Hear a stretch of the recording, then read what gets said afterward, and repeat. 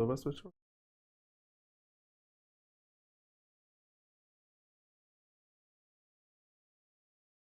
Good evening, everyone.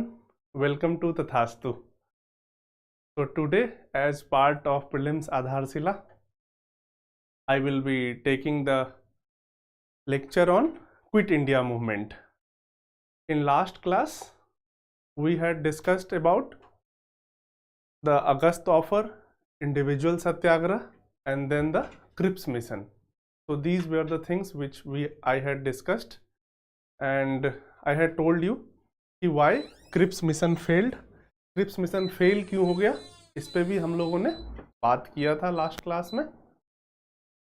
Today I will be discussing in detail about quit India movement, what was the need for it, why quit India movement was started, then what were the programs under Quit India movement, who were the leaders involved in Quit India movement, then there were some striking features, some significant features of Quit India movement, like underground movement, like Congress radio, like Karnataka method.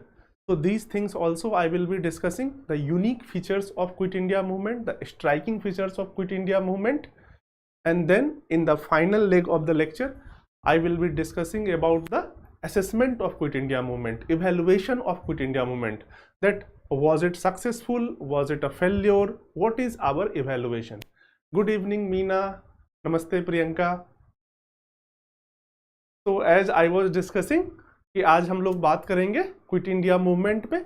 पिछली class में हमने चर्चा की थी Cripps mission के बारे में, and why it failed, why Congress rejected Cripps mission, we had discussed in the last class. तो चलिए शुरू करते हैं.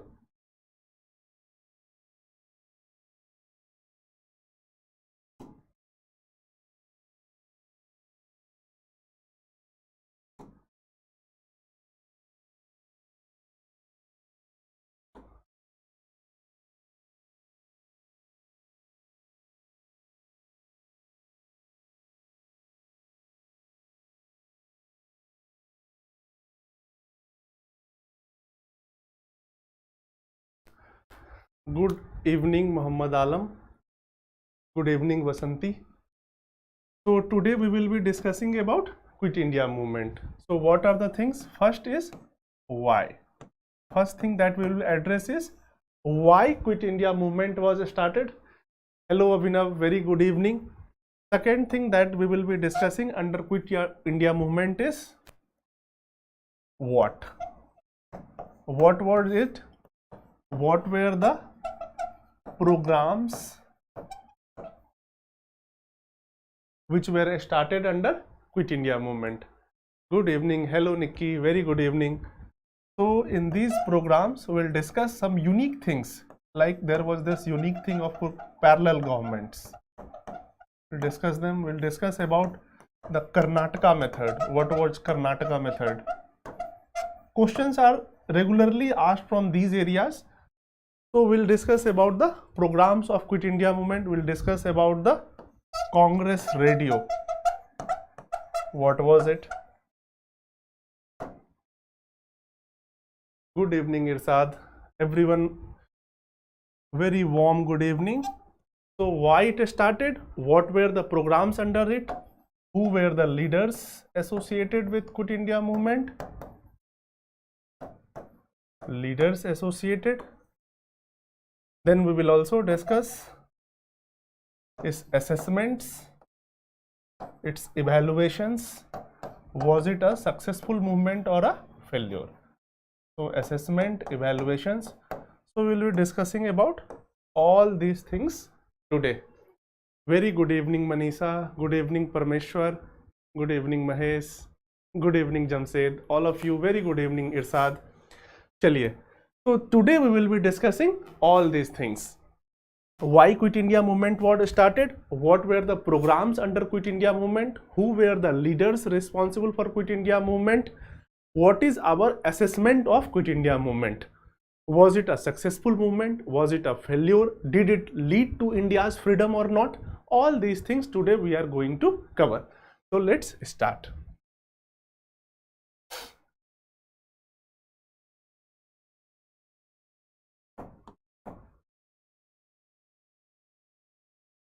So first thing that I will be discussing is why. So as simple as that, Quit India looks like a very simple slogan, but a very powerful one. And why Congress decided to start this? Because as we have been seeing, जैसा कि हम देखते आ रहे हैं, Congress was initially reluctant to launch a mass struggle against the British Raj. Why they were reluctant? Because of the World War II which was going on, and they did not want the Britain to get impacted due to the Indian mass struggle. That's why they were not starting any mass struggle against the British Raj. Then why it became inevitable to launch Quit India movement? What were the conditions because of which Congress started this? First was the failure of Cripps mission. As we had seen, Cripps mission failed to rise to the occasion, failed to satisfy the demands of the Congress. So first reason,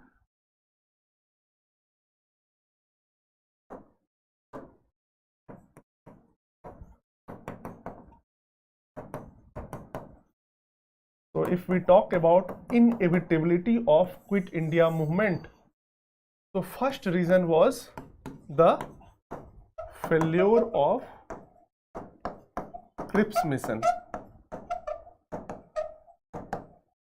First was the failure of Cripps mission. It showed what? Unwillingness on British part to offer an honorable settlement to the Indian people. So first was the failure of the Cripps mission because it showed the unwillingness to offer an honorable settlement to the Congress. In addition, if Congress doesn't launch a mass struggle after failure, it will also show what? That acceptance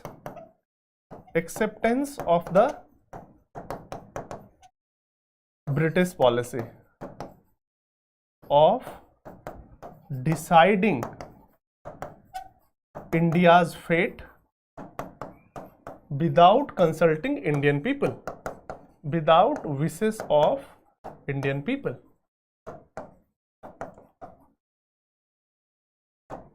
So first was the failure of Cripps mission, and in this, these are the 2 points.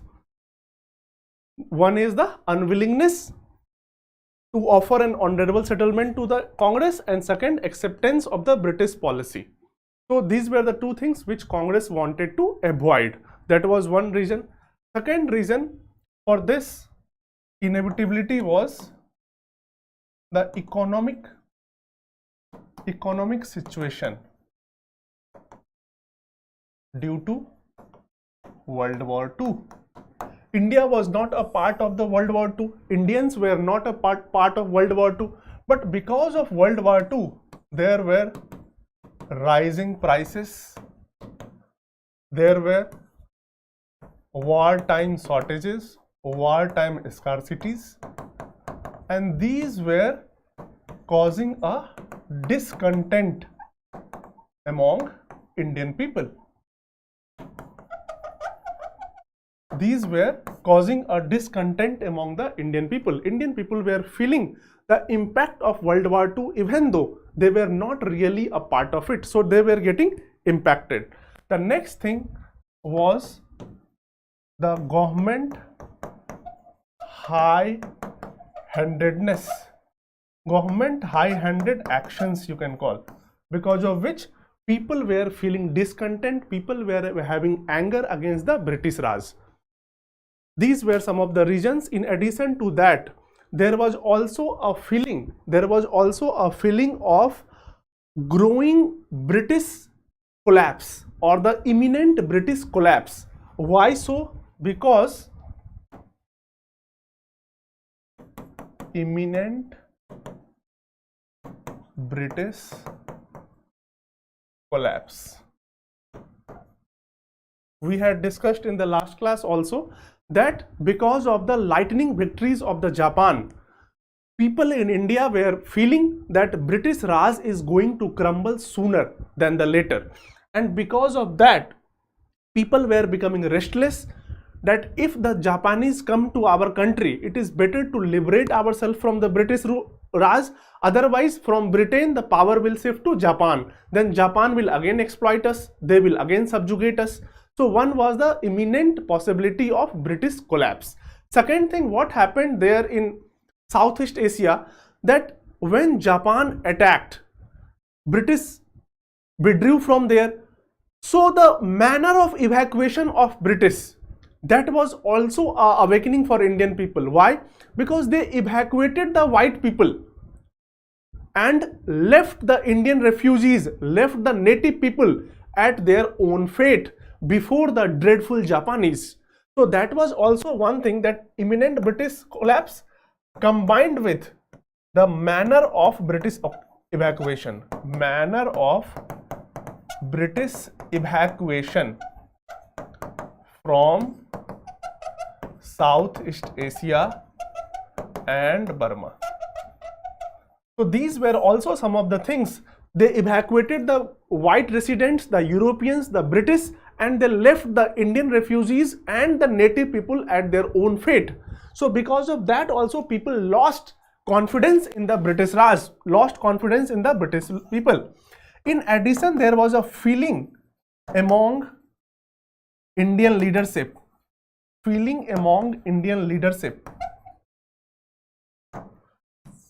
that if we do not launch a mass struggle, if we do not start a mass struggle, the morale of the people will be demoralized. And if the morale of the people are demoralized and Japanese come to India, they will not offer any resistance. They will accept the Japanese rule without any resistance. So, to boost the morale of people in India,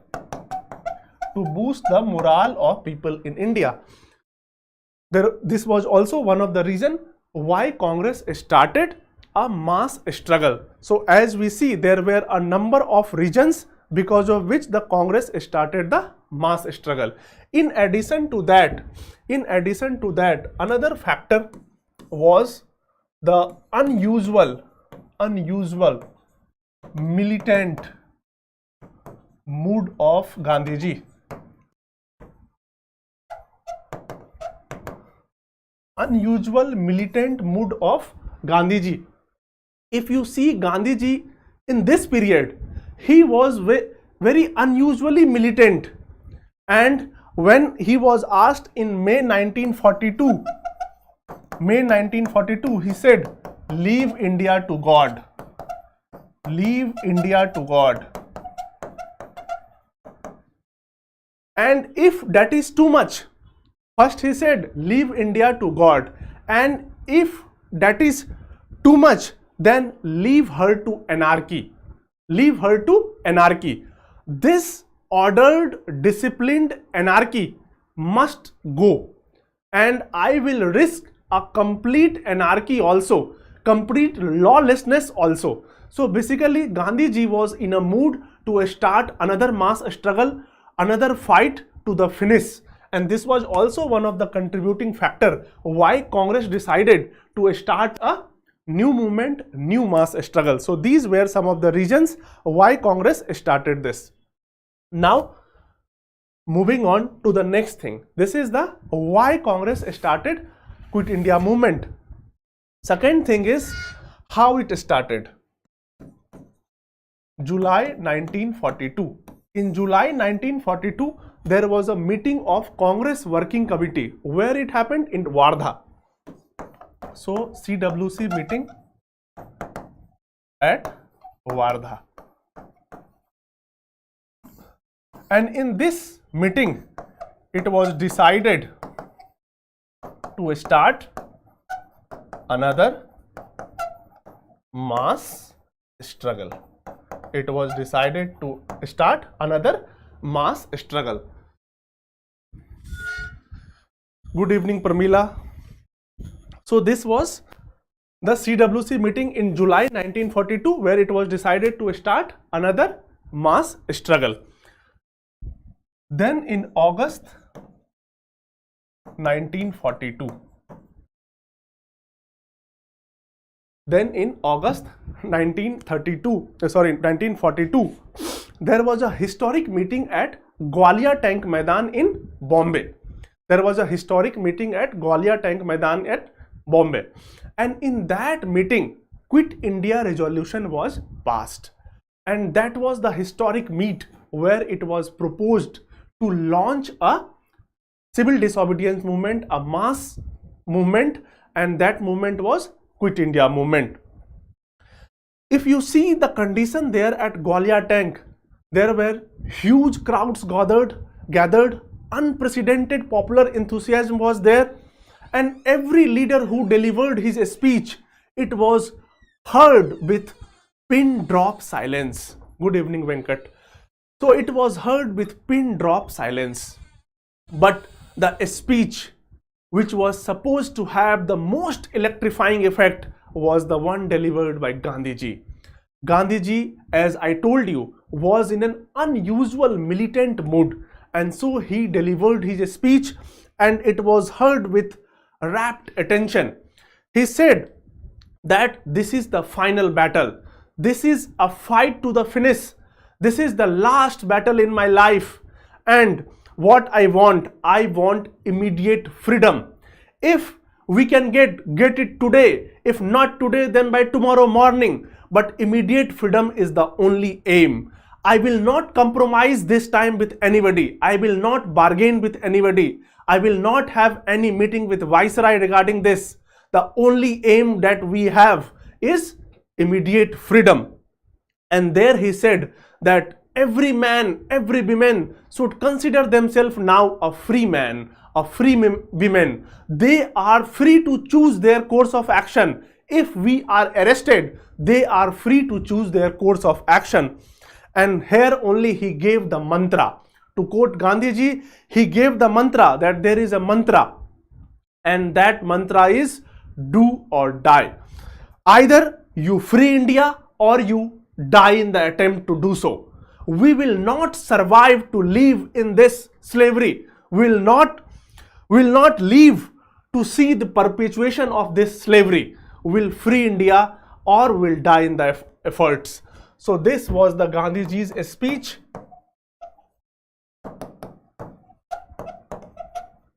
Where he gave the mantra of do or die. And this had the most electrifying effect on the crowds. Most electrifying effects on the crowd. Good evening, Guria. So this was one thing that happened, and from here it got launched. But Gandhiji on one hand was talking about immediate independence. If not today, then by tomorrow morning we should have independence, we should have freedom. And the government had some other plans. By the morning itself, in the 5 o'clock in the morning, all top ranking leaders of the Congress were arrested. All the front ranking leaders of the Congress were arrested and put behind bars. So what happened?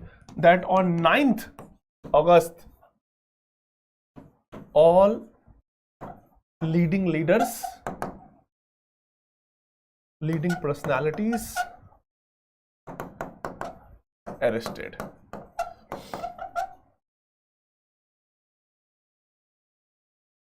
Government was thinking that by arresting these leaders, by putting them behind war, they will be able to crush this movement. They will be able to stop this movement.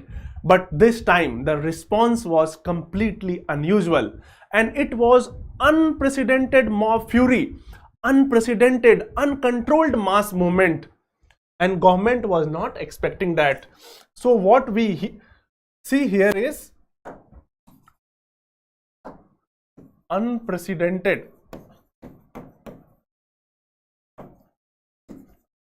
mass fury, which is called August Revolution also in nationalist legends. in nationalist legends. It is also called August Revolution. In addition, one more thing, in 2022 or 2021, I think, in 2021, direct question was asked from this, why this date is famous, why this date is important, and it was related to the passing of Quit India Resolution. Direct question was asked from this. So you should be careful about the dates.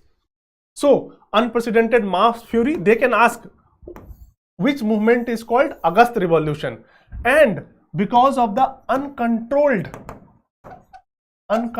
nature of this movement,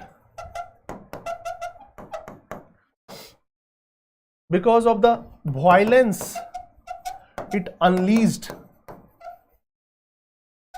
it is also called a spontaneous revolution. So you should note that Quit India movement is called August Revolution also, and it is called a spontaneous revolution also.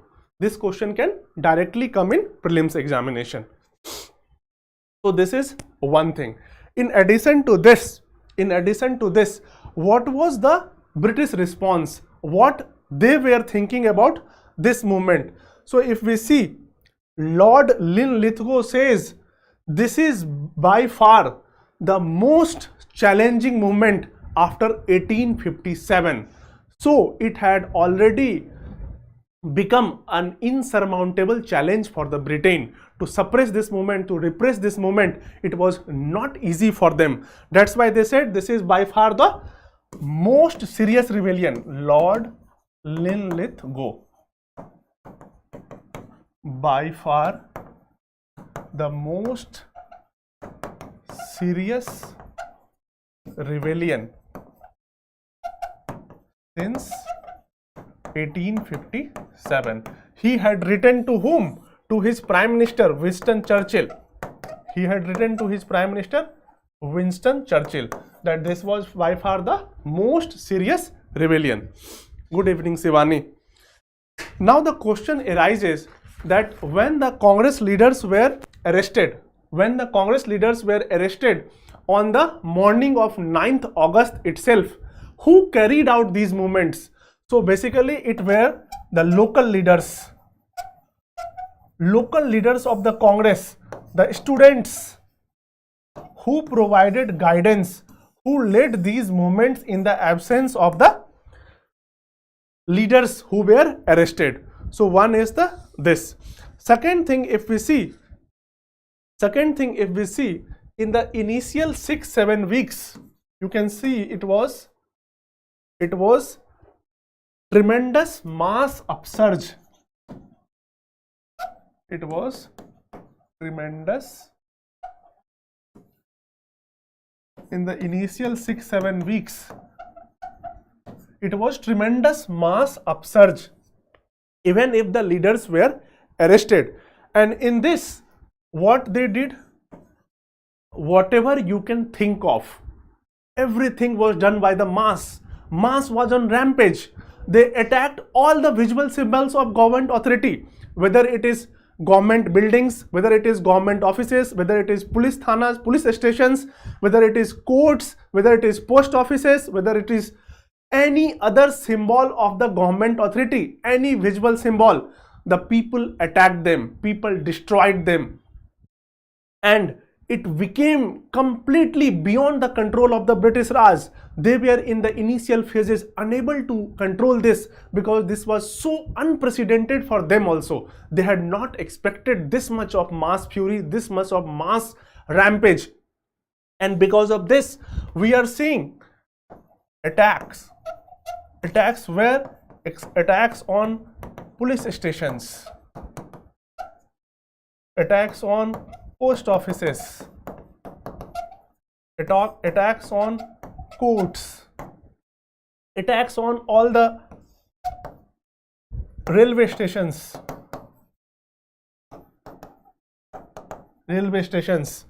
Then telegraph lines were cut off, railway tracks uprooted,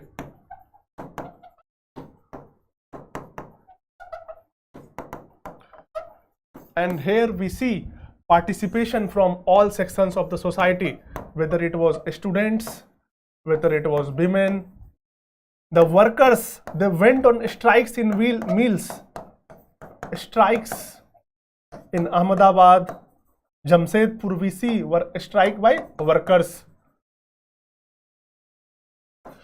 Here we see peasants in villages carrying out attacks, refusing to pay taxes.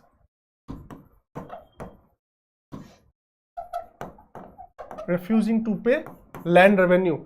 So these were some of the things which were happening in the initial 6-7 weeks, and all these things was beyond the control of the British Raj initially. So what they did, they invoked the wartime emergency powers. They called in the army to suppress these people, the innocent civilians who were protesting against the British Raj. Army was unleashed on them. Wartime emergency powers were used to suppress them, and you will be shocked to know that low flying aircrafts machine gunned the people, the innocent civilians struggling for their independence. They were gunned down by the machine guns from low flying aircrafts. First time in the history of Indian freedom struggle. This was the brutal repression. This was the atrocities unleashed by the British government on the protesting Indians. So if we see what was the response of British Raj, it was brutal repression. They invoked wartime emergency powers.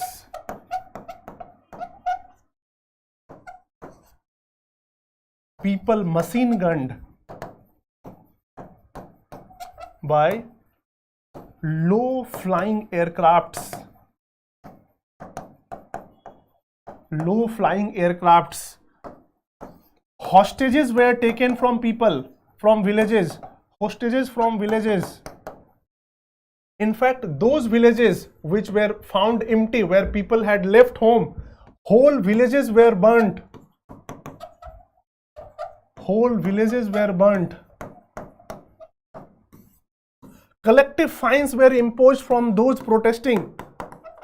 More than 90 lakhs were collected in collective fines. These were some of the measures, these were some of the atrocities unleashed on the people by the British Raj. And in this process, if we see, more than 1 lakh people were arrested by the end of 1943. More than 25,000 people were convicted in various charges. So if we see, by end of 1943, more than 1 lakh people arrested, more than 25,000 convicted. In spite of all these things, you may be thinking that the enthusiasm of people got decreased.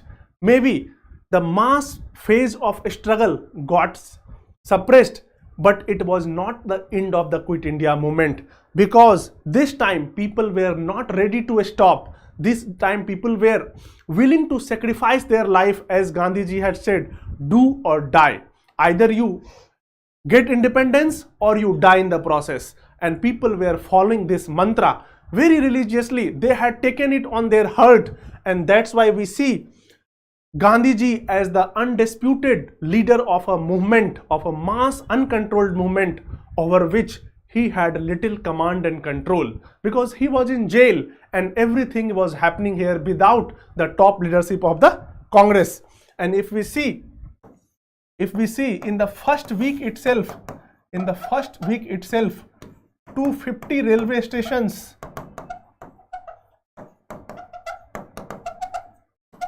150 police stations, more than 500 post offices, All these were attacked and damaged in first week itself. Such was the response of the people, even without their leadership, even with their leadership inside the jails. So here we see that the issue of non-violence had taken the backstage, and what was at front was the effort to gain independence, immediate independence. And in this series, another thing started, and that was underground movement. That was underground movement. British were able to suppress the mass phase of the struggle, which were for initial 6-7 weeks, but they could not suppress the underground movements. So the underground movements started all over the country. Who were the leaders associated with underground movement? There was Achyut Patwardhan, there was Suchita Kriplani, there were Aruna Asaf Ali, there was Usha Mehta, Jayaprakash Narayan, Ram Manohar Lohia, Biju Patnaik. All these people were part of this underground movement. These leaders you should remember, because this can come in question. So who were the leaders? They were Achyut Patwardhan,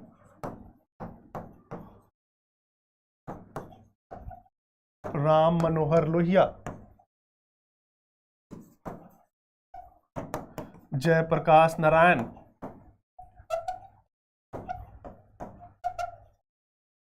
Aruna Asaf Ali.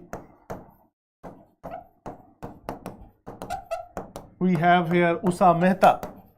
I will tell you about her story separately. We have Usha Mehta.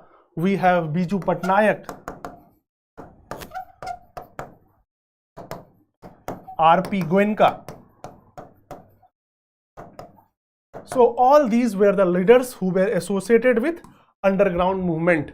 So underground movement started, and what was the aim of the underground movement? To keep the morale of the people high, to keep the spirit of the people high. It should not happen that people should feel let down because of the mass repression, because of the atrocities unleashed by the British Raj. They should feel that through underground movement, Quit India movement is still there. It is still continuing our fight for independence.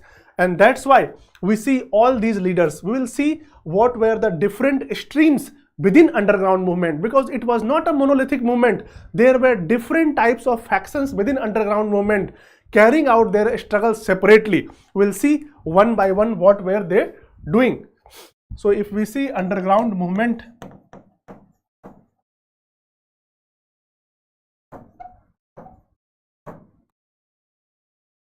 broadly we can talk about three streams. Broadly we can talk about three streams. One was the radical one, the radical group. One was the radical group. This radical group was led by Jayaprakash Narayan. You know, Jayaprakash Narayan got arrested before the beginning of the Quit India movement itself. But on the night of Diwali, when the guards were less, when the guarding were not that much, he escaped from jail on the Diwali night from Hazaribagh jail, and he formed Azad Dasta, the guerrilla bands, and carried out violent guerrilla struggle against the British in Bihar region. So one was the radical group under Jayaprakash Narayan. Jayaprakash Narayan, he had formed Azad Dasta.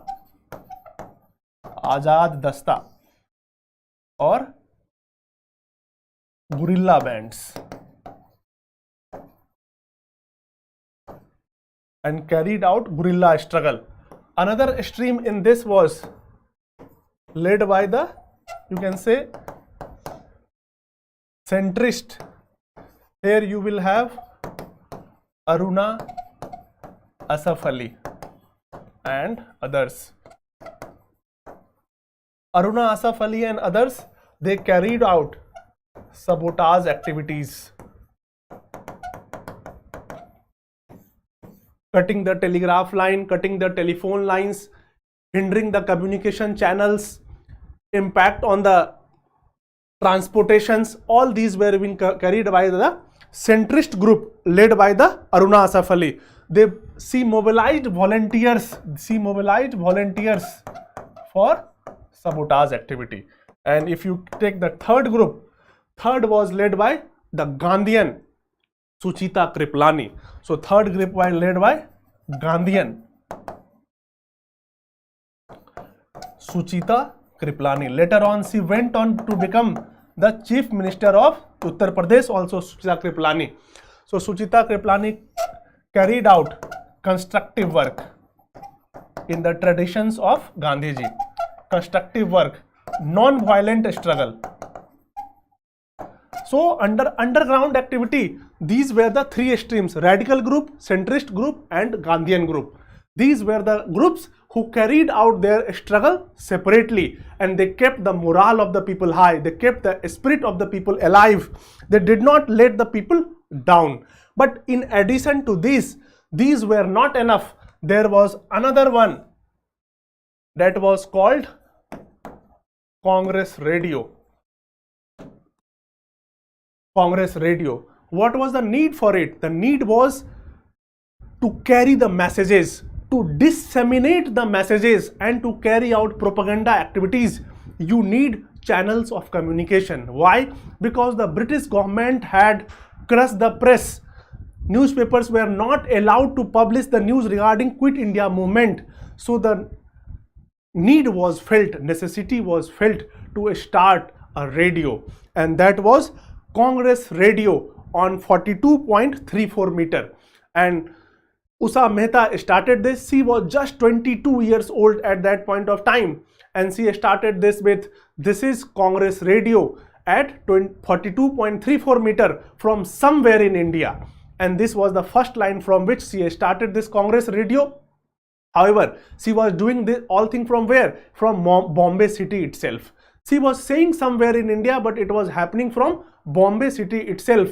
And you will be surprised to know that the broadcast of this radio used to reach as far as Madras. So through this radio, they were able to propagate their messages, disseminate their ideas far and wide. Ram Manohar Lohia especially used this radio to broadcast his ideas, broadcast his messages. So this was another development, Congress Radio led by Usha Mehta. She was just 22-year-old at that point of time. So this was another thing which you should note. In addition to that, one more thing associated with this is Karnataka method. This is also a unique thing you should know because it has come before in examination. What is Karnataka method? In Karnataka method, peasants, what they used to do is, in daytime they used to do the farming related activity, and at night time they used to sabotage the government activity, used to disrupt the government functionings, the government communications channels. So daytime farming and nighttime sabotage activities. And who used to do these things? Peasants. Peasants used to do these things. So this was also a part of the underground activity, you can say, part of the Quit India movement, you can say. And in addition to that, if you see these underground leaders, they were able to provide a source of guidance, a source of leadership, a line of command to the people during this phase of the mass struggle when all the front ranking leaders were put behind the wars. In addition to that, there was also something unique. The support, businessmen, business people, they donated handsomely, they donated generously for the nationalist cause. In addition to that, students,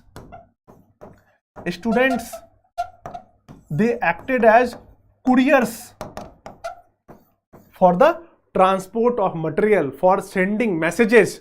In addition to that, the government officials, you will be very surprised to know that government officials, they provided crucial information. And so this was also one of the striking feature of Quit India movement, that the government officials, their loyalty to the British Raj was questioned. Their loyalty was shaken because they were also feeling that the imminent collapse of the British is going to happen and it is better to side with the Congress. In fact, in them also we may consider the patriotic feeling was aroused. So the government officials also provided the important information. So this was another thing related to this movement. In addition to that, another significant feature of Quit India movement was the parallel government. Parallel governments formed by the people at different places. Among these parallel governments, three are most important. One by Chittu Pandey in Balia district. Chittu Pandey declared himself the independent Jiladhis or the independent district magistrate and removed the then district magistrate from that place. But what happened when the army marched in? All the people fled and this experiment collapsed. So first was the parallel government where in Balia district of Uttar Pradesh, and who was the leader? Chittu Pandey. He declared himself independent DM, but when the army came in, he fled, and so this parallel government collapsed. Good evening, Joginder. In addition to that, another was in Tamluk, where Tamluk is in Midnapur district of Bengal. So in Tamluk they formed Jatiya Sarkar. In Tamluk they formed Jatiya Sarkar. When this happened, Baliawala, August 1942 itself. When Tamluk happened, it started from December 42 and lasted till September 44. And this parallel government, they carried out lot of works, like cyclone had struck, so cyclone relief work, like grants for the schools, so cyclone relief. Lot of welfare measures were taken by this government. Cyclone relief, grants for school, distribution of surplus paddy among people.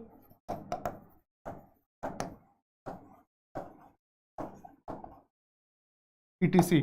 So these were some of the steps taken by the Jatiya Sarkar in Midnapur district of Bengal. In addition to this, there was another parallel government that was found where? In Satara, that is called Prati Sarkar. Good evening, Satnarayan. So third is in Satara we see Prati Sarkar or parallel government. This was the longest lasting and most effective parallel government formed in the country, Prati Sarkar, and it continued till 1946. It continued till 1946. And who was the main inspirational figure behind this? Nana Patil. Nana Patil was the main inspirational figure behind this. And what were the works they were doing? They formed people's courts called Nyaydan Mandal. Called Nyaydan Mandals. Then they prohibited liquor. So prohibition was also enforced. Then the villages. In villages they formed libraries. So village libraries were formed. These were some of the steps taken by Prati Sarkar in Satara district of Maharashtra, and this continued till 1946. Actually, when Gandhiji was released from the prison, from the Aga Khan Palace in 1944, May 1944, he appealed to all parallel governments to surrender. all the government surrender including Jatiya Sarkar, but Nana Patil in Satra Prati Sarkar refused to surrender. They said that we are sticking to the demand of the Congress, the mantra of the Gandhiji, and that is do or die. We will not surrender our parallel government, our Prati Sarkar. And in response to that, Gandhiji wrote to Nana Patil that violence of the brave is better than the non-violence of the cowards. It was in response to Nana Patil that Gandhiji had written that the violence of the brave is better than the cowardice of the non-violence of the cowards. So this was the figure Nana Patil, a very inspirational figure, and he continued this parallel government till 1946. So this was another area. This was another area related to Quit India movement. This was another significant feature of the Quit India movement. In between, one more thing happened in February 1943. During Quit India movement, as I told you, despite the arrest of the leaders, movement continued. It continued in various forms, in underground movements, in the form of parallel governments, and then in February 1943, another opportunity came for mass struggle, for political activity. What happened in February 1943? Actually, pressure was building on Gandhiji from the government side to condemn the violence which is happening during Quit India movement. But Gandhiji was very clear that this violence is in response to the government's violence, the greater violence unleashed by the government, which he called leonine violence. So he said the leonine violence of the government has provoked the people. So he condemned the government violence, but not the violence by the people. And in order to condemn that violence, he started 21-day fast on 10th February 1943. On 10th February 1943, he started 21-day fast at Aga Khan Palace. There is a story behind this also. Why Gandhiji was kept in Aga Khan Palace, not any jail? Because the British were very careful that they did not want Gandhiji to have any sympathy for the people, any sympathy from the people. If they place Gandhiji in jail, he will get sympathy. That's why he was kept in a palace. He was detained in a palace. But this palace was also as good as jail for Gandhiji only. So he started a 21-day fast at Aga Khan Palace. And in response to that, why he started? To condemn the government violence. To condemn government's violence. Not the violence by the people. Not the violence by the people, because Gandhiji said that the violence of the people is in reaction to the government violence. It is a response to the government violence. Government is provoking people to resort to violence. So first thing is this. Second thing, what was the response of the British? What was the response of the people? What were the response of the people outside India, abroad, to Gandhiji's this fast? If we see this, British completely remained unmoved.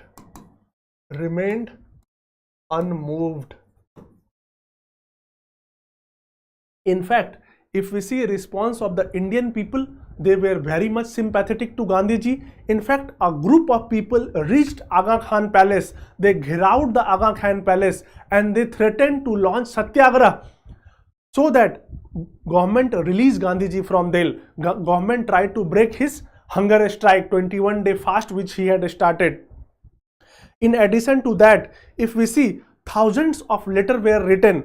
There were strikes by the labor in Ahmedabad, in Calcutta. So political demonstrations again started. So this fast again provided an opportunity, as I told you, for political activity. So as I told you, thousands of letters were written to government to stop this fast by the Gandhiji, to release him from the jail. And this came from Britain also, this came from United States also, Australia also, Sri Lanka also. Lot of letters were written to the British Raj, lot of editorials were published in the newspaper outside India, but it had no impact on the British Raj, no impact on the Britain, no impact on the government. And that's why three members of Viceroy's Legislative Council, of Viceroy's Executive Council resigned in protest. 3 members resigned in protest, and they were Annie, Sarkar and Modi. They were the 3 people who resigned from the Viceroy's Executive Council against the British Raj's response to Gandhiji's fast. So this was another thing which happened during Quit India movement. But if you see the response of the Winston Churchill and the Viceroy and his officials, Winston Churchill said, this is not the time to crawl before a miserable old man who had always been our enemy. So basically the response of Churchill was very much against Gandhiji. He has anyway, when we have been very critique of Gandhiji, he used to call him Nanga Fakir, naked Fakir. So if you see the response of the Gandhiji to this, in fact, if you see the government, they were also expecting, if you see,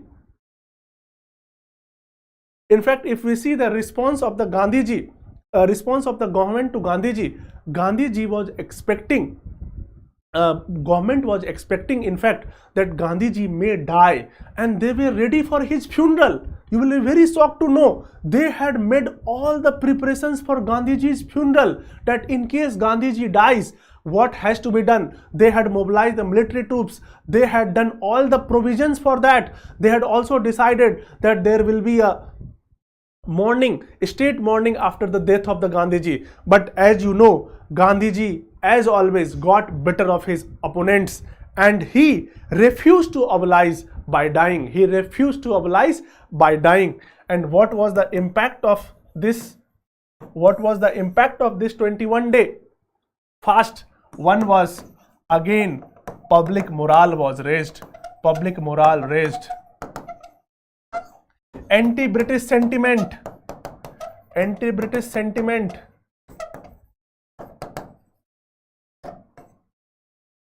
increased again, and it exposed the government's high-handedness. It exposed government's high-handedness.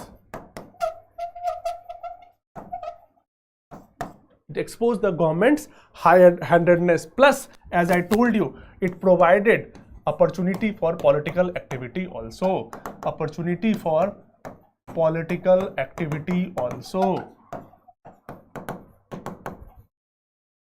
This was another development.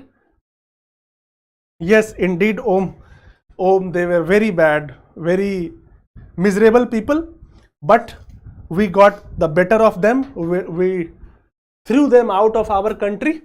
So now coming to the next thing about Quit India movement, we have seen a lot of things. Now we are going to discuss about the social groups or the parties, social groups or political parties who were not participant in Quit India movement, who were not participant in Quit India movement. Who were the people who did not contribute to Quit India movement? So first was Muslim League. As you know, Muslim League had nothing to do with Quit India movement. They just wanted their own Pakistan. They wanted the partition of India and Pakistan. So they had nothing to do with Quit India movement. But one more thing which you should notice here, that during Quit India movement, no incident of communal violence, No incident of communal violence was reported. No communal conflict was reported, which clearly shows that their attitude was neutral. Neither they were supportive of the Quit India movement, nor they were hostile about it. So if we see Muslim League, neither support nor hostility. Second, if we see Dr. B.R. Ambedkar. If we see the condition of Dr. Ambedkar, he was actually a part of Viceroy's Executive Council. In July 1942, he was made a member of what? Viceroy's Executive Council. So he was a labor member. Of Viceroy's Executive Council. So he also did not support the Quit India movement. But that doesn't mean Dalit participation was huge. In Quit India movement. So support was not from Dr. Ambedkar because he was part of Viceroy's Executive Council. But that doesn't mean Dalits did not participate. They participated in huge numbers. They contributed to the success of Quit India movement. Third group who did not participate was Hindu Mahasabha.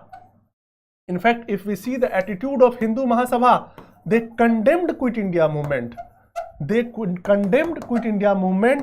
And supported British in their war efforts.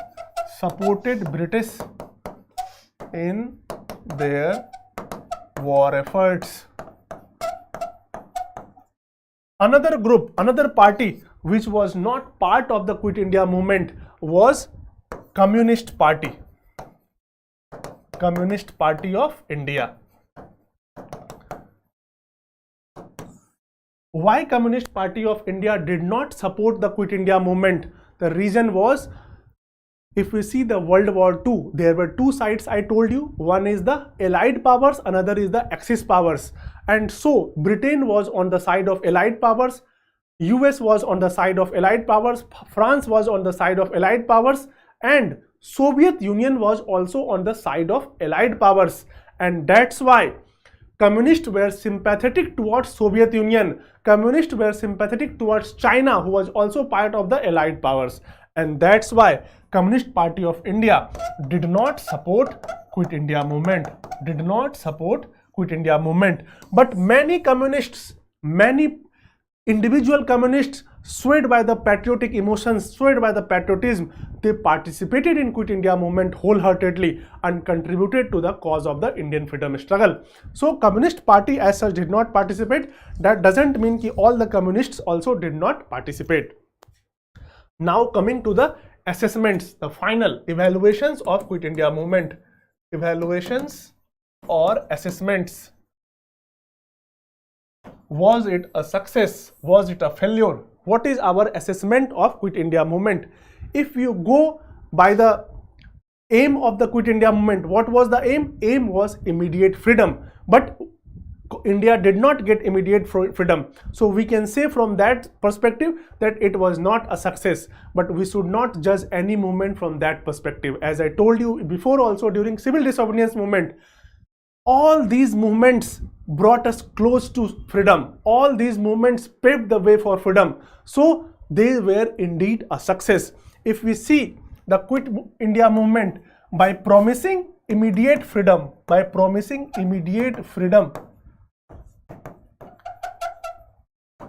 it caught the imagination of the people.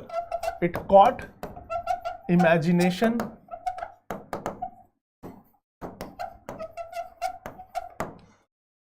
by promising immediate freedom, it caught imagination of the people, and a significant section of the people, if you see the participation of people, it was very high, whether it is student, whether it is women, whether it is peasant, whether it is workers, all these, in fact the business people, as I told you, even the government officials. So if we see the by participation was more than any other previous movement. So in that sense, if we talk about popular participation,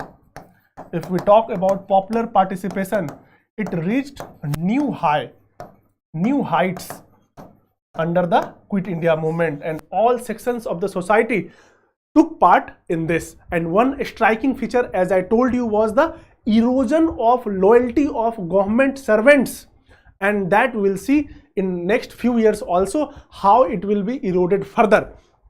In addition to that, the demand of independence was put on immediate agenda. There cannot be any retreat from this now. There cannot be any retreat from this now. Independence can no longer become a matter of bargain. British has to give independence. That was made clear by the Quit India movement, and we will see in the next few years how British were forced to give independence to India. So in all these senses, this was a huge success, a huge progress over all previous movement. In addition, it also gave British a lot of lessons. What were the lessons it gave to the British? If you see what were the lessons, one was difficult to tackle such movements without emergency power. Difficult to tackle such militant mass movements without emergency powers. So British also realized this, that this time, due to emergency powers, wartime emergency power, we were able to crush this movement, but it will be difficult if such powers are not there. In addition to that, greater readiness on the part of the British to have an honorable settlement for a respectable withdrawal. So greater readiness on part of British to have an honorable settlement and for a respectable exit. Third thing, the realization for the British was also that Congress is the only organization that can provide India a stable government. So realization that Congress only party that can give a stable government,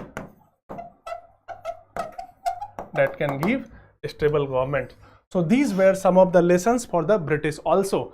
And going by all these accounts, it is very clear that the Quit India movement was a huge success. It was able to capture the imagination of the people.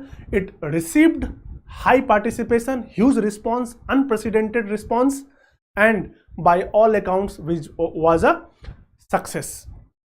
In next class, we'll discuss about the next topic related to India's freedom struggle. So that's all in today's lecture. If you have any doubt, any queries, feel free to ask.